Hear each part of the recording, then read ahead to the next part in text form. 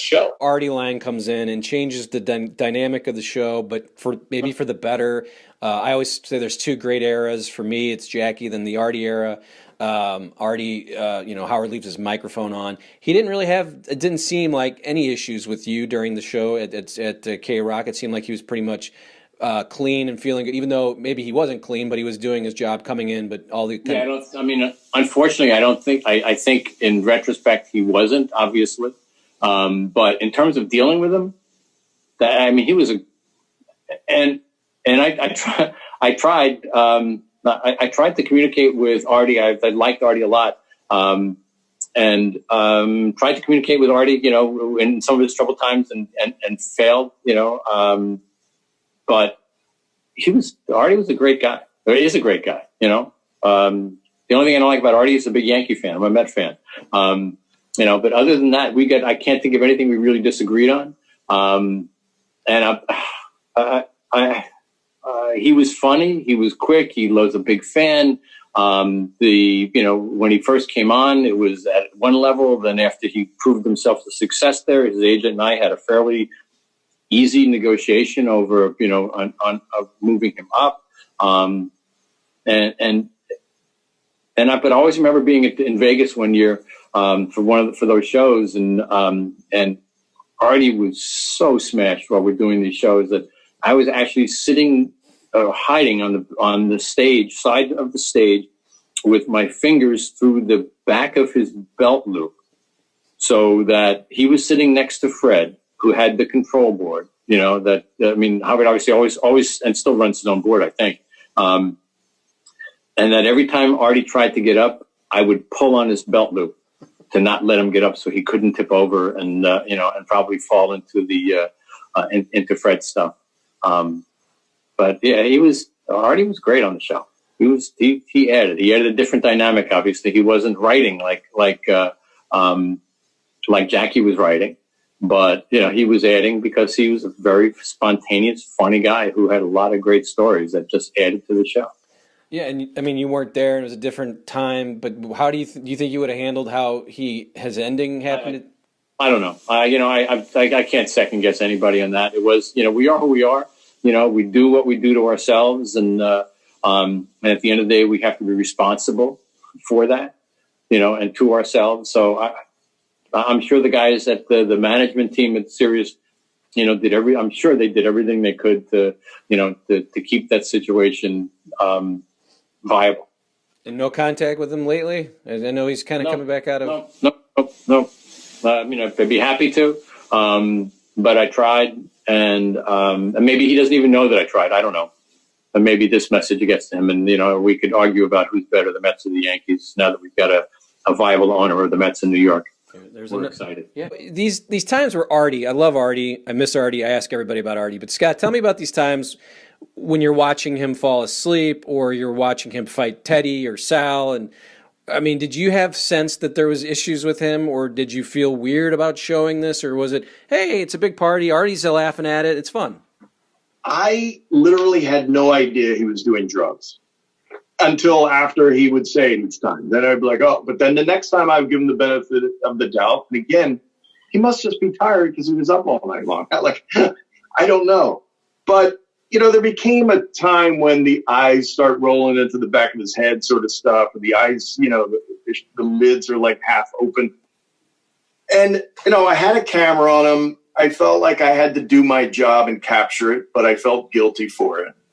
And the extent that it was funny and he played along, like putting the bed out there so he could take a nap during the interview. Who was being interviewed when he's sleeping there? She's talking about her was it Avril Lavigne, or she's talking about an award she won or something, and here's Artie just snoring on the bed. It was so funny. But so the extent we can make fun of it, it was great, but ultimately it was sad, and Artie was a good friend, and generally the funniest person that worked in that whole 20 years of the show. And I just hope he figures it out, You don't keep in touch with him, right? He changes his phone number all the time. Yeah. So I'll call him once a year, maybe, when I find a new phone number, and we'll talk for a little while, and then he disappears again. So, And just give me some of those times back in the late 2008s, 2009s. Things are breaking down, and what was it like for you just to watch that happen? And how's he doing? If you know. I mean, well, but first of all, I don't know how he's doing. I'm about 9 cell phone numbers behind on him, so I haven't talked to him in quite some time. I shoot him a DM here and there, but I haven't heard back. I hope he's good. I hope he's with his mom and his sister. The fact that he's not on social media, I think, is a very good sign. The fact that he's not anywhere really, I think, is a good sign. I think he's taking care of himself, what he needs to take care of, number one. As far as the Artie years, the end, I hated it. I hated every second of it because there was nobody more genuine. And I mean, he looked out for me when I got out there. I got out there in 05, 06, November of 06, he invited me to his mom's for Thanksgiving, right? He didn't need to do that.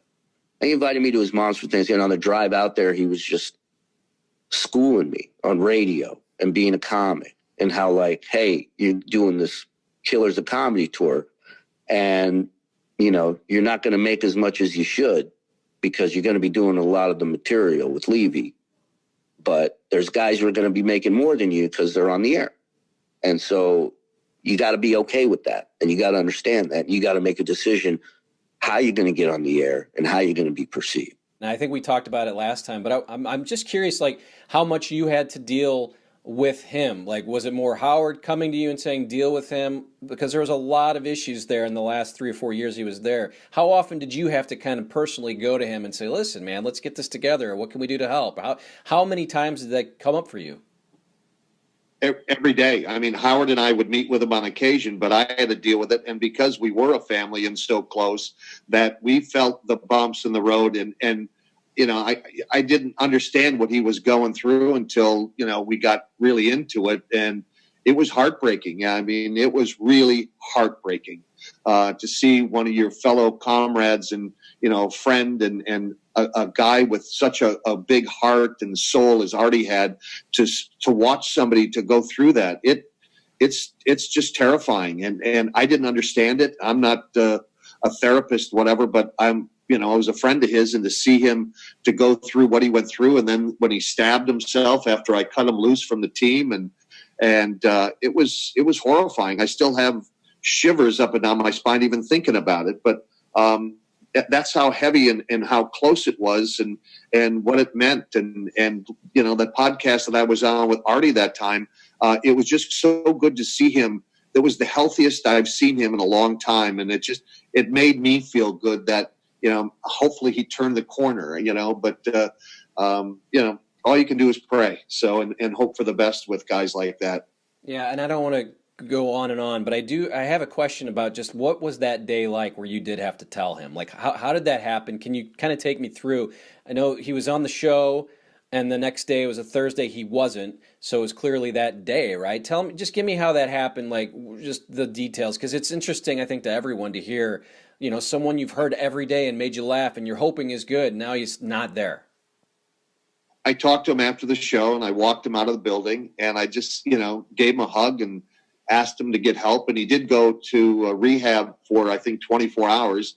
And then he got out of rehab and he went home and stabbed himself 7 times. And I remember sitting next in the hospital bed with his mom and his sister and Robin, and Artie was just coming out of whatever he was coming off of, and he looked at me like, and I'll never forget that look. It was so chilling. It was like, if he could get out of that bed, he would strangle me. That's how I just, you know, and he couldn't talk. He felt pathetic. I could see, you know, just the pain in him. And it was a very heavy moment. And I just, you know, I'd rather not think about it. No. Okay, I'm not going to continue. Have you talked to him though? Have you heard from him since the last time we talked? Is it? No, I reach out to his manager every once in a while to see how he's doing, but he's kind of laying low. You did say you texted him. I know he's coming out of hiding a little bit. If you talked to him or had any conversations with him via text in the last couple months? No, I just I texted him the other day. I've got 2 numbers for him. I texted him to both of them just to tell him I hope he's doing well and if he needs anything. I haven't heard back from him, but I just wanted to reach out and let him know, man, I'm here for you if you need me, brother. And I love Artie. He's one of the most talented people that I've ever heard on the radio, and his stand-up is just fantastic. So great fucking guy. Love him. Yeah, I've met him a couple times. I love that a lot of his punchlines ended with having a coked out in St. Louis, or he had a sandwich thrown at him at this place at the Funny Bone. So he's had some fun here. Probably too much fun than he probably will be wanting to talk about in the future. But when did you get a hold of Artie? Because last time we hadn't talked to him. So how did you get a hold of him, and how was he looking? And give us an update. He was out of. He got out of the hospital, and I think Ian went to his apartment. I'm not sure. And it wasn't long after that he had some more trouble. And then as far as I know right now, he's doing fine. I know for a few seconds he did a podcast with somebody, and then I think he was talking about maybe taking a gig. But then the whole pandemic completely obscured everything, because even if somebody wanted to work or was ready to work, they couldn't work. So everything is obscured. So who knows? I just knock on wood. I hope the guy's doing good, because I love him. He was good to me. He did the foreword to my book. Now he's been in my documentary, and whatever. I wish the best for him. And, he teeters, addiction's a rough thing. I got 20 in a month. I'm going to be 20 years sober, and I could reach for a beer tomorrow. You know what I mean? It's it's a very tentative thing. So, just give me a thought on Artie, and if I don't know if you talked to him, I guess not. No, I don't even know where Artie is right now, and I know a lot of people don't know. He's sort of just disappeared. I hope he's okay. I haven't talked to him in probably a year and a half now. So that's a real worry and concern. I just hope he's all right. But great guy, obviously fighting demons and just a lot of trouble in his life. But I just hope whatever he's going through right now, wherever he is, I just hope he comes out on the other side really good. Yeah, and hopefully his nose is okay. I saw the last clip of him, and he was so good. He was really nice to me when he came through town, so I root for him too. I was a huge fan of this era when Artie came in 01, and then you guys go to Satellite, and it was just hilarious. But everyone has to obviously understand that Artie, there's something going on with Artie, but Howard doesn't want to talk about it. Tell me how hard it was to sort of not be able, I know even Lisa G was saying, I have a file, and I'd be interested to hear about that file, I guess. But tell me what you thought about those days where, Artie's falling asleep, he's not showing up, and everybody's asking these questions. Can the news team find out? How is it to deal with all that? Well, up until the end, we reported everything that we knew. And Artie was not happy always with that. And maybe, who knows, Howard may not have been happy with that. But we reported him extensively. Then Howard took, and he was concerned about, Artie is for us, Artie was a news story, and we covered it aggressively. Well, and what was it like just seeing him sort of, I have to say, deteriorate, Well, it was, Artie, even in good days, really liked to control. He didn't like being covered by somebody like me, because I would report what happened. I reported what I saw, and he didn't care for that. And it was not always flattering, obviously. I mean, I remember one time toward the end there where he was doing an appearance in Philadelphia, a book signing, I think. And I went over to Hoboken, I think, and there was a party bus. We were supposed to leave, and the book signing in Philadelphia was, say, 7 o'clock or something like that, and 6 or 6:30 or something, and Artie's clowning around, and we're not actually going to the book signing. We got hundreds of people waiting for him at a bookstore in Philadelphia, and I'm just like, what is this? Is this the way you treat your fans? And I reported that. I mean, everybody now is wondering, where is he? I'm sure you probably don't have a chance to talk to him or have his number, but you are a hard scrabble journalist. You got to find out where he is, Steve. What do you know about him? Do you know anything about him? What was the last contact you had with him? And where is he? What can we do? He showed up doing a podcast, nose all messed up, and now we don't know where he is. I have no idea. I mean, I covered the Stern Show when I was there, and now I don't cover that beat anymore. So I don't know. And Artie and I were obviously not friends. It's a national news story, though, Steve. No, I'm just kidding. There was a lot of bits on the air, him falling asleep, and they're funny. Unfortunately, now that we know back revisionist, it's not funny, but there's so many. So how do you guys tap dance around? This seems weird, but it's funny. It's good for as Howard always said, it's good for the air. So right, I mean, it had to be that. As we got to, I remember the day when we found that there was heroin. I was like, "Oh my God, are you kidding me?" And it was just it was heavy. It was emotional. It was just, everybody dealt with it their own way. But Howard and I kind of sat down and just, what do we do? We're kind of at a loss. I can't fix it. We can make decisions that affect the business, but I can't fix Artie. I can't take away the pain. I can't take away, what he's going through. So it is what it is. So we saw that you did this podcast back in January, and then he kind of just went off the face of the earth in April. Was that the first time you'd kind of gotten to really, because it sounded like he really wanted to apologize to you. And then I know people are just like, where is he? What's going on? Have you had a chance to talk to him or know what he's doing? That was probably the third time that I saw him. I saw him, he was getting back on his feet. He really looked the best that I've ever seen him. He lost weight. Yeah, no, those were fun years. I don't know if you talked to Artie. I was just curious if you've heard from him or how's he doing? We don't, nobody knows. He's MIA and, who knows? He'll pop up and they'll start doing 19 different podcasts, He just said he had demons that I didn't even know about. I just thought he drank. I thought we were both drinking. You know what I mean? I did do coke back then. He used to yell at me saying, "Hey, you can't do that. That's bad. That's terrible."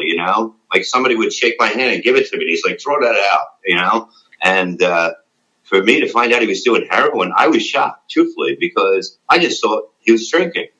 And then, it was it's hard to if you can hide it that much from somebody you're with a lot, it's really weird. You guys became really pretty tight, right? And I think when you picked him up from rehab or drove him to rehab or both. Yeah, well, I got him into that rehab because I was just like, look, we're doing this, and this is it. I'll go with you, because I was trying to get off Xanax and that because my doctor fucked me up on them. And, I got him to agree, come down and meet the people. They wanted to take him that night, but he goes, "I can't go tonight." So they worked it out. They got him, took him there. He called me, and he's like, "I'm getting out." I went and picked him up, totally back to the way he was way before this. You understand? It was like I heard it in his voice. I seen the way he was, and it was an amazing feeling to see that. And then he, there's too many people out there that would do anything to hang out with him, and they would get him high. You understand? They would do it, and that's a bad thing.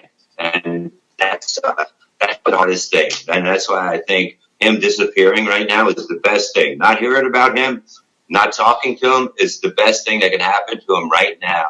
It's got to be good. I know you did this podcast a few years back, but do you talk to him? Have you heard from him? God, it was a while ago. Now I have it.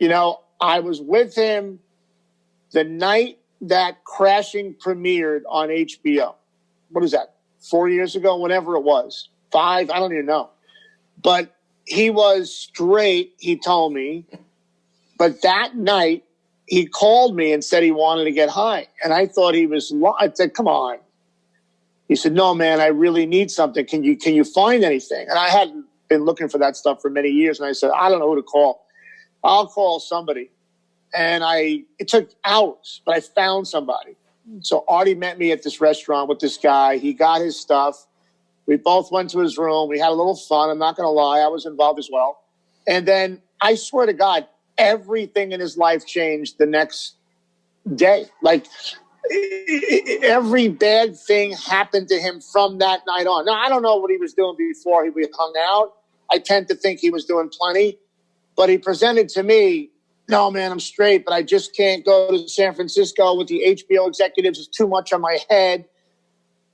I mean, junkies say stuff like that. And I was never around Artie on a daily basis to know any better. But I'll tell you, everything that happened, the getting caught, going to jail, you know, it all started to happen from that night.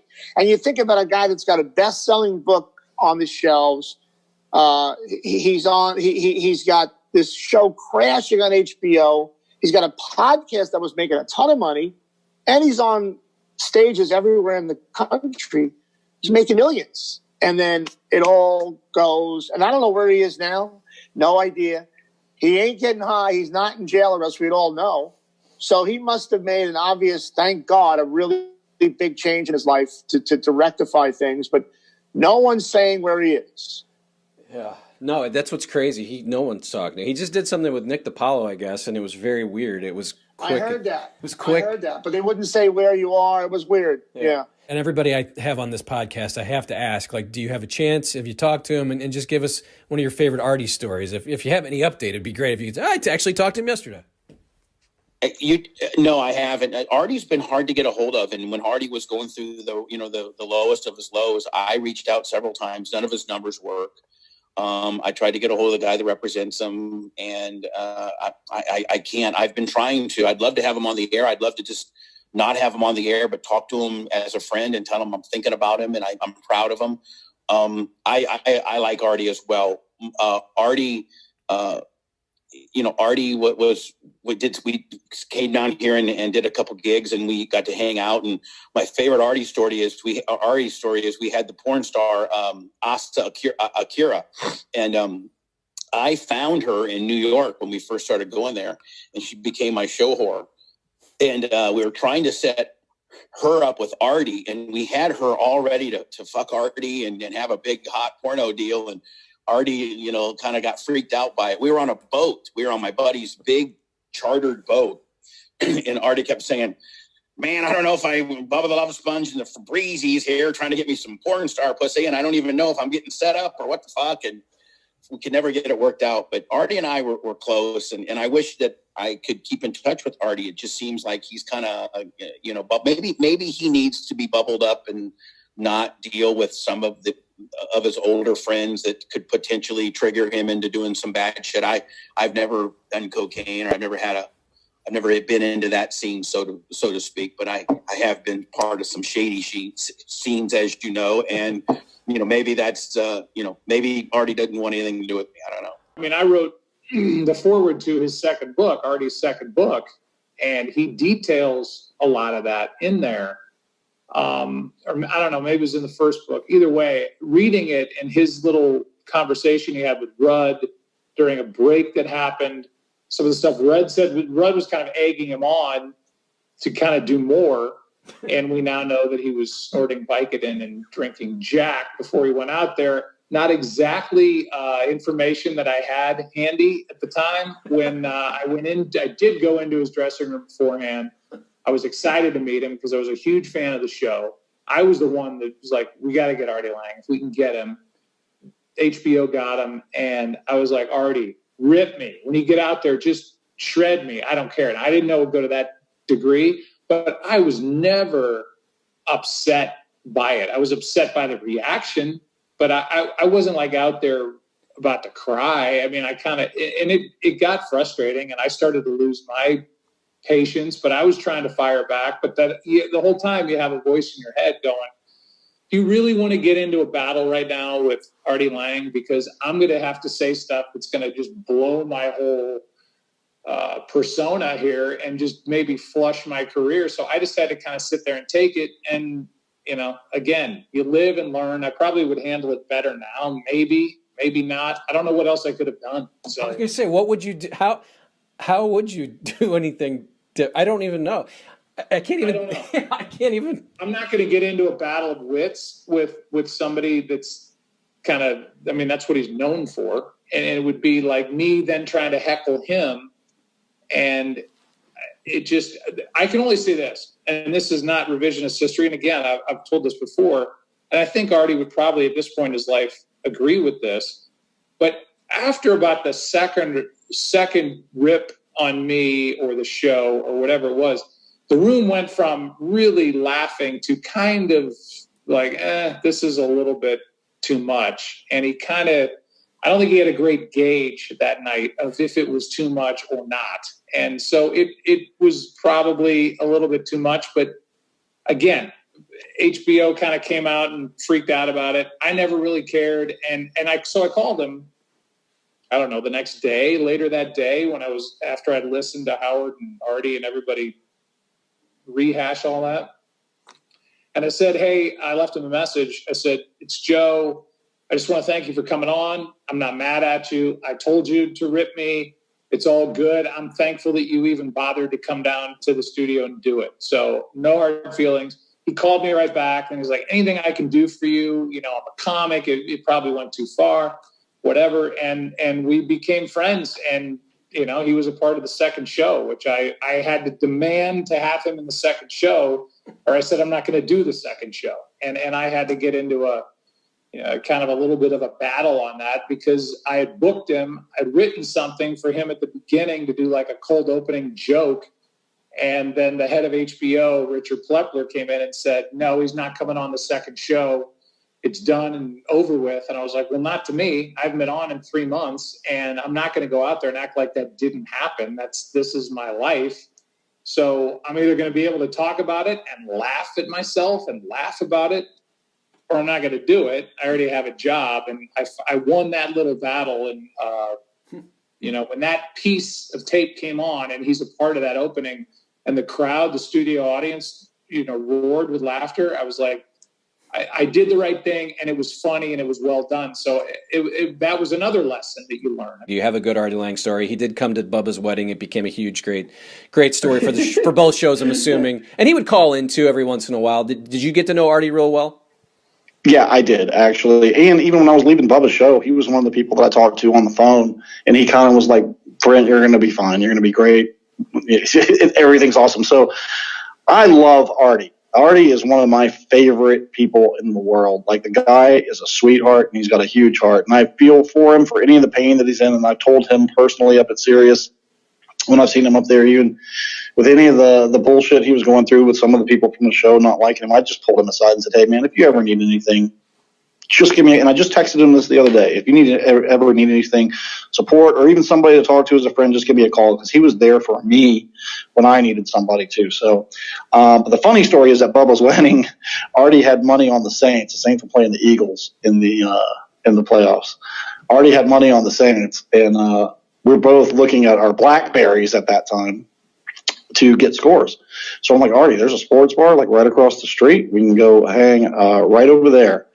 And he's like, okay, let's go. So Artie and I go over there. I get me a big, huge, tall whiskey sour, and I'm sitting there with Artie, who's stressing about money. Like, it's right on the edge of the Saints covering or not.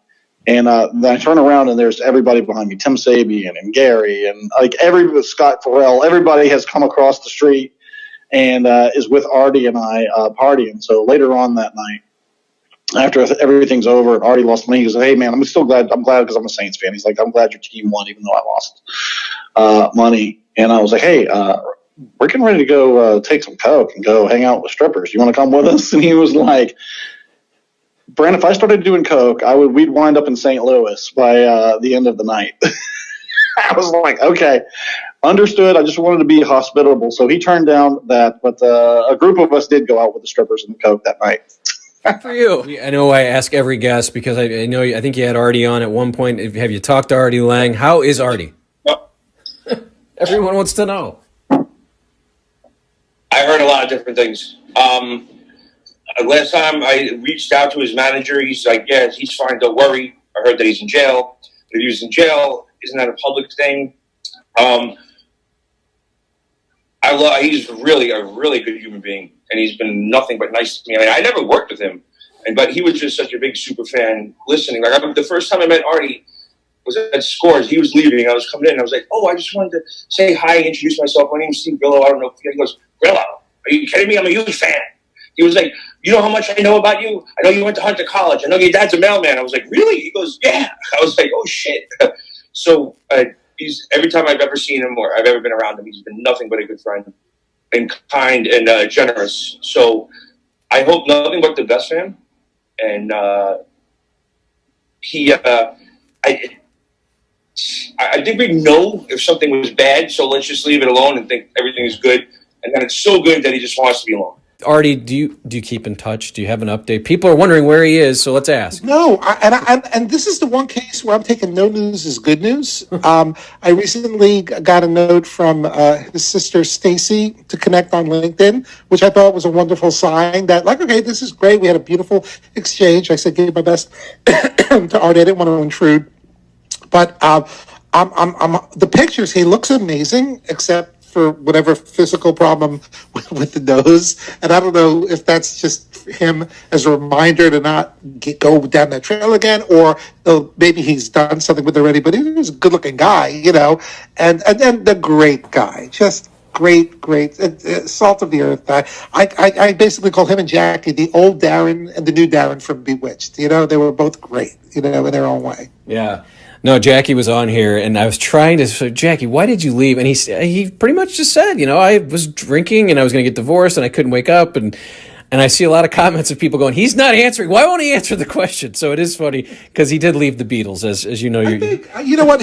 There's a documentary that's supposed to be coming out on. I know I spoke to the director on camera about it, but I think he dives into it in more depth in the documentary. But look, I think they call this bluff, and sometimes, like, when that happens, it's like, what do you do? And I think all those things added up. But he looks great. I think he's healthier now than he's ever been. Jackie, that is, and Artie too, hopefully. But yeah, it was a run. It was an amazing run. The biggest thing I want to go back to, because it was, again, you and Artie having how much fun did you guys have? Do you even remember it? And it was probably the first time we really saw Artie get out of control, and everyone just thought it was kind of alcohol. Artie was we did the one show where Artie had he drank his ass off, and he actually blacked out in the middle of the show and woke up out of his blackout. He was up, and he was hours later talking to Henry Hill in the casino. But what happened in between was he was supposed to make an appearance at a strip club, and I remember Gary was like, I'll do the appearance tonight, and you take my appearance tomorrow night. And he's like, no, I'm going. So it was like 5 PM, and his appearance wasn't until 7 PM. So he jumps in a limo, and there was nobody else with them except me. So I jump in the limo with him, and I'm kind of babysitting him.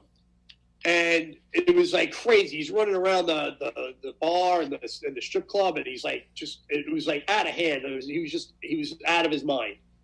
And I actually called Ronnie, and I was like, Ronnie, can you get down here, because Artie's out of hand. I don't know what the fuck's going to happen. And he's like, yeah, he goes, I'll send him. We had another security guy. He's like, I'll send him. I'm like, okay. So I'm waiting for this other security guy to come. And sure enough, Ronnie shows up with Howard and Beth. And I was just like, oh, shit, boss is here, And Artie kind of calmed down once that happened, but he was still in his blackout. Like I said, he didn't realize he was in a blackout until he woke up talking to Henry Hill back at the casino. So he had fun. We all had fun. It was a great time. I mean, Artie, I love him. Heart of gold. I mean, we went to the strip club, and the guy handed me $1,000 in funny money. He was just like, yeah, have fun. And I'm like, holy shit, wow, Artie, you're the man. This is great. You two, you two seem like kindred spirits. But I was curious, because on the air, everyone was having these debates as we got into the later 08, 09. Is Artie sick? What's his problem? You were kind of friendly with him, right? And did you? What was the? We knew there was something up, but I didn't know it was heroin. I knew he was doing something. He was on something, but we didn't know. And we all cared about him, and we were all like, Artie, you all right? You're all right. He's like, yeah. And then one time on the air, he went on the air, and he said that I knew what he was doing. I knew he was, taking drugs or whatever, which I knew he was on something, but I didn't know it was heroin, like I said. And I was just saying, hey man, are you okay? You know, just like looking out for him as a friend, not as, you know, like, you know, a babysitter or anything. I just wanted to, you know, make sure he was okay. And he was like, yeah, Brian, you know, he goes, I just told him I was tired from a show, and, you know, he didn't believe me and everything. But like I said, I didn't know. We were watching, like, towards the end, it was weird because he'd be fine, you know, and then we'd take a commercial break, and then he'd be different, you know, and we're like, what the fuck just happened? You know, like, how did that all happen? And then we learned later what happened. You know, he was getting shit sent to him, and, you know, at work, and it was bad news. But he's a great guy, man. I love him, and I haven't heard from him in a while. I saw him about 6 months ago. I saw him at a comedy show, and he looked great. He was, you know, fresh out of rehab and everything, and he started up again. But, you know, he kind of just went away again, and you know, like, I don't stay in touch with him. Every time I have a number on him, it's changed within a month. So, you know, I mean, I wish the best for him. You know, I love him, and he knows I love him. But, you know, he's just, you know, he's got his demons, and he's trying to get through them. From the people I've talked to getting the Artie update, it sounds like he's okay, but there's no one wants to talk about what he's doing. So hopefully he comes back out, we see him again, and his nose is fixed and his hair's... That'd be great. I love him, man. The guy, like I said, he's got a heart of gold. He was the coolest, nicest guy to everybody, you know, and he opened up everything. He opened up his house. He opened up his wallet. He opened up everything for you. It was great. Good man. Good man. He pissed me off really bad one time. And I said, I came up with a bit. And I was saying, I remember writing on Stern Fan Network, I'm going to get Artie back. And then Howard said, oh, Levy wrote this. I came up with a bit where I was going to bring in a fucking girl that likes dating fat guys. And that was the biggest explosion. I never thought it would get that big. And they were like, yes, we're doing it. I hit up a girl to fucking come there who liked big guys. She did like big guys.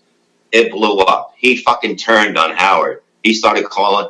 He was calling. Bro fight. Yeah, you're not my bro. No, that's when, the bro thing all started from that. And I'm sitting at home going, what did I just fucking do? I swear to God. I was like, oh my God, no, please don't walk off. Please don't quit. You know what I mean? Because I didn't know, I never thought it would be like that. I knew it would be bad because I know Artie and I know how to get to him. And, but I never thought it would be like both of them yelling at each other. And then like Howard putting on callers and then just calling Artie a big pussy. And it got like really fucking brutal. But, you know, but that's what this show was, man. You couldn't go in there. You couldn't go in there if you were a little bit soft. If they knew you were soft about anything, that's what people went for. You know, it's not about, you know, it doesn't matter that you guys are friends. It didn't matter. It's like if they knew you had a weak spot, oh my God, they would go after it over and over. Then that's what you do. When was the last time you talked to Artie, by the way? Has it been, I know he's been off the grid, but do you remember the last time and how it went? Oh, we just texted, you know what I mean? We texted, you know, with the same thing. You're doing good. You're doing good. Yeah, I love you. I love you. You know, we always say we're like brothers. But, you know, I just don't know. I don't know what was going on, you know? I don't know. You know, it got to the end. We were doing shows before the last time. And that's when I realized that, man, he fucked up, you know, and I was trying anything to get him to just stop doing this because he wasn't doing comedy for the reasons that, you know, he kind of told me. And it was just fucking, it just got to the point where it was like he was addicted so much that if he didn't do it, he couldn't function. Was this year you're talking about? Like this right earlier this year? No, it was before okay. that. It was the time before the time before he got the drug court. You understand? Because he was a mess for a while, and I was like, you know, I did everything to fucking, you know, had him and saying shit to me like, you know, if he wasn't on drugs, I'd probably kill him. You understand? But I tried so hard to get him to understand, and you know, we had good times during it, but it was like, it got ugly a lot of times because that's what drugs do to you. I'm telling you, it's, you know, it's like, here's the biggest thing to know that you have a drug problem. When it starts affecting other people, that's when you know. you know? It was when Artie first started, he was so quick. And the fact that and the more I've talked to a bunch of the guys during this kind of series, it's, you know, he was one of the only guys that had an open mic. You know, Howard didn't let Fred have an open mic, but he's like, Artie, mic's Right. open. Open mic. And that's one of the things I loved when I did the show. Howard always left my mic on as well. You know, the way the Stern show is set up, you got Fred, you got Benji Bronk, and I was in the middle, or Artie would be in the middle. Fred and Benji write jokes constantly. And there's a little bin in front of where I sit, and you throw these jokes on big pieces of paper in the bin, and then Howard can read the jokes with a camera that's pointed down right onto his computer screen. So people don't know, but 80% of the jokes that Howard says are written by Benji or Fred. I didn't write them. I just said them because he left my mic open. Same thing goes for Artie. You cannot write as quick as Fred and Benji. It's impossible. They are so quick. So I just spoke. But yeah, Artie was an open mic guy. And I don't think there was a better time there. And the thing about Artie, the really sad thing is, I think part of the reason why he went over the edge, especially after losing the Stern job, you know, Artie's dad died when he was young. He never got over that. And then Stern kind of abandons him, never talked to him again. So I think it's a question of Artie dealing with the two most important men in his life just leaving, you know? And maybe by now he's had a conversation with Howard. I know Howard said things in the press that must have made him feel a little better because Howard didn't know how to treat it. He felt a little guilty. He had told me once, I felt guilty that maybe we were letting this guy get all effed up on air. You know, it was jokes, it was fun, but in retrospect, I didn't know what I was doing, letting him do that without insisting on him getting help. So Howard's got a little guilt, and when you're a Jewish guy from Long Island, it's a lot of guilt. So maybe they've spoken since then, but I know that's got to hurt Artie, and that's definitely one of the reasons why he spiraled out of control, I think. It was hard to watch, too, because there's a lot of bits where Fred was like, I don't know, he just seems out of it. And Howard's like, oh, he's just tired, you know? And that went on. After a while, it got kind of annoying, but still funny, you know, the fact that it became a story for them to. Guy was passed out. I mean, passed out in the chair. And then, you know, Howard's not an addict, so he doesn't know the behavior. Fred's not an addict. Robin's not. There weren't any people in studio to understand those highs and lows of anger. That's an addict behavior. The lies about I couldn't come in, I went to the doctor, I had a cough, I had a urinary tract infection. Those are all lies that junkies tell because they want to get high. If you're late, it's because your dealer wasn't there on time. You know, if anybody in that studio had a problem with drugs, they would have picked up on Artie early. But by the time they figured it out, it was too late. Now, you love Artie, right? Yes. Yeah, and the guy is such an amazing person, and I know that everybody knows that he has his demons, and it's a tough road for him. But if I could tell you, honestly, the guy is one of the most caring and thoughtful, unselfish people you'll ever meet in your life. He just doesn't understand it himself, which as much as you try and tell him, he doesn't care, which I think he's a great guy. Yeah, and I've met him a couple times. He came through town, and I met his manager at the time was Tim. I actually even had his sister's number, Stacy, for a little bit. Yeah, and we kept in touch for a little bit. Awesome. And I just feel like Artie, it's sad because I guess he's just completely taken over by the demons of these drugs, and he was just such a key member of the show too. I got sad when he left, but then I kind of just didn't want to follow the rest because I just thought it was going to end badly. I can't. I hate to say it, and I'm sure he's heard this a million times from other people. I can't believe he's still alive like that. So hopefully I saw that he was in court 3 weeks ago, and if people want to see the YouTube video of that, I mean, it's sad. His nose is inward, and he's begging the judge to basically just for one more shot. So it's good. Sounds good that you've talked to him. I don't know how much do you keep in touch with him, but how much do you keep in touch with him, and what's he up to now? Brad, over the years, I've tried to. I mean, when I was in California, those were some of the darkest times that I've ever gone through. You thought they were dark when I was on the show, but afterwards it got really bad, and he was always there for me. I mean, he's talked me off the ledge a million times, and I just tried to be there for him, but it's very hard. He changes his number quite often, and we won't speak for a while. But when I finally saw him this past, a few weekends ago, when he was doing a comedy club out in Long Island, I think he was with Governors, or Governors, yeah. Man, it was just like I gave him a hug, and it was just so emotional. Like, dude, you got to get on stage, man. Let me get out of here. So do your thing first, and then I'll talk to you. It was just to see him again, and he put up something on Twitter that was really nice, a picture of us on there, because he knows how much I care about him, and he knows how we've both been through the mill. So yeah, you guys. It was very emotional. Well, and I wanted to go back to the days on the show. It seemed like you two were. You didn't know, I guess, at the point. I guess he didn't really reveal that he was doing all of his heroin, I guess, until 2006, and maybe it just kind of started back up then. But boy, he was having some rough times. Quick, Artie and I have had and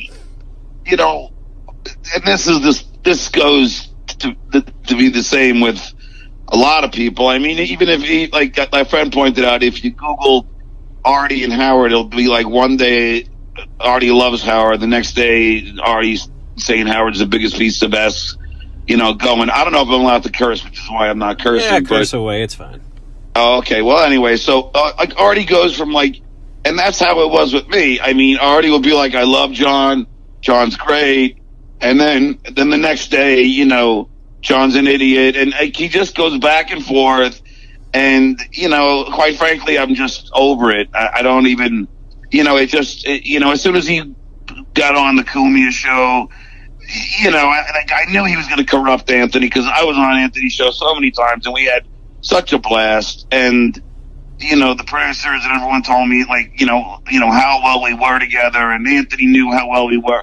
But as soon as Artie gets there, it just becomes the Trash John hour, and that seems to be all they do now. So I don't really talk to Artie. I wish him well. I don't know how much longer he's got on this planet, but I don't hate the guy. I just I don't talk to him now, and he's a troubled guy. He's got a drug problem.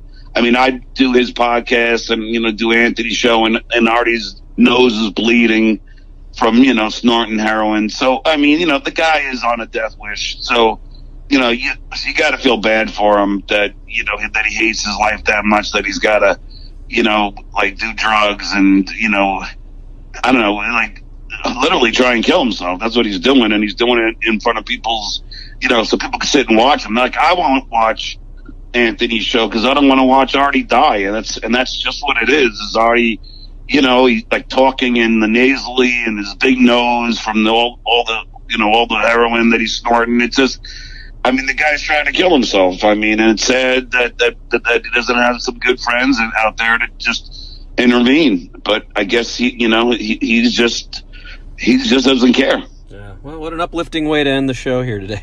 I'm sorry. No. Look, I'll say Artie's one of the funniest guys I've ever met, and Artie and I had some great times together, and we had some great times on the air, and he became my best friend on the show, and he was the one who I confided in before anybody that I was leaving the Stern Show to go to the Tonight Show.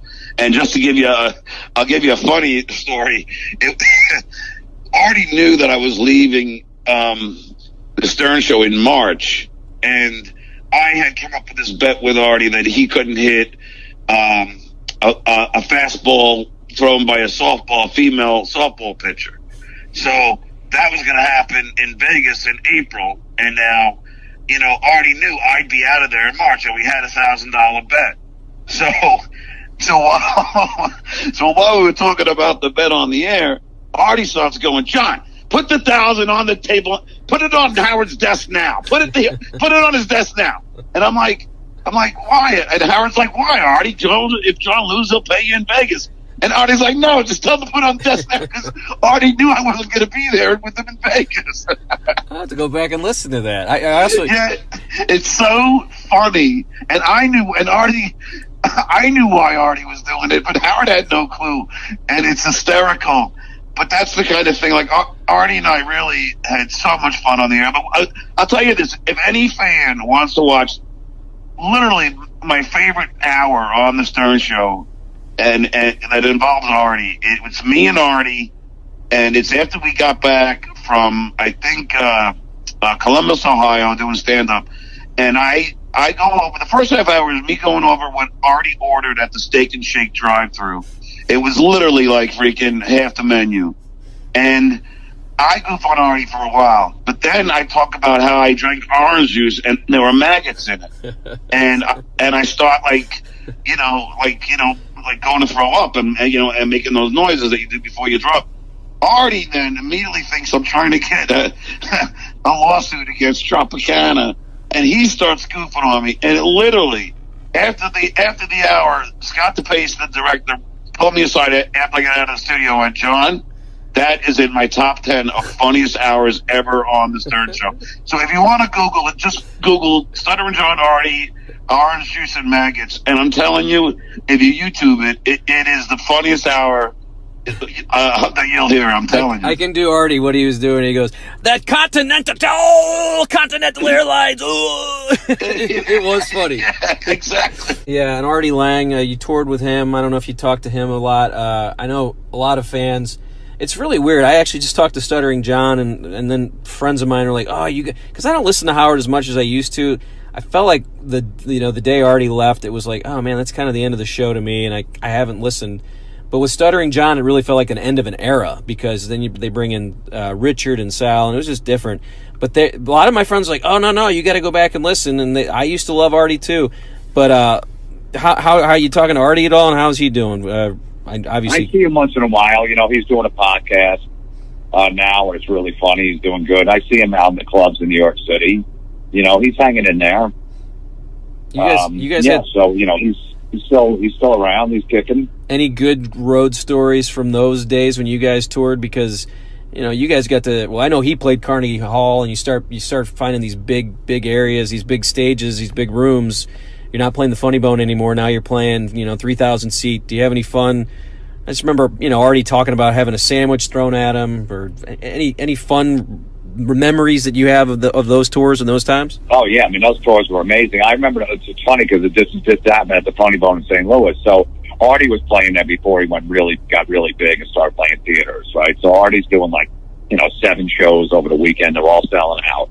So Artie's up on stage doing a show at the Funny Bone in St. Louis, and the waitress comes up to the table and she has 10 shots of Jägermeister on a tray, and Artie just stops at 7. He goes, okay. He goes, which one's mine? She goes, they all are. And he goes, what do you mean they all are? She goes, someone bought them for you. And Artie goes, I can't do all 10 of these shots. And the whole crowd just starts booing him and starts to chant for him to do it. So he drinks all 10 down, one at a time, 10 in a row, right down, and then he finishes the set somehow. Now, I'm there 2 weeks later, and I'm drawing a lot of a Stern crowd, too, and they send 10 shots up to the stage. I go, what is this? That is for you. I go, I don't drink when I'm on stage. They go, no, Artie. And they're like, Artie was here 2 weeks ago. We did all 10 shots. Come on, man. They started chanting. And I just said, hey, look, I'm telling you right now, I'm not Artie Lange. I go, I'll do 1 shot and that's it. I'll drink afterwards. I don't drink during my show. And they were booing and stuff. I go, I don't give a shit. I was giving the crowd the finger. I go, you can boo me all you want. I'll do 1 of these and that's it. I'm not doing 10. So I wound up just doing the 1. But I had to shut that down, and then I told the waitress, I go, look, if that happens again, just put iced tea or something, fake, make that it's not a real shot, and I'll just do all 10, so I don't have to deal with that abuse. Those are my people, Jim.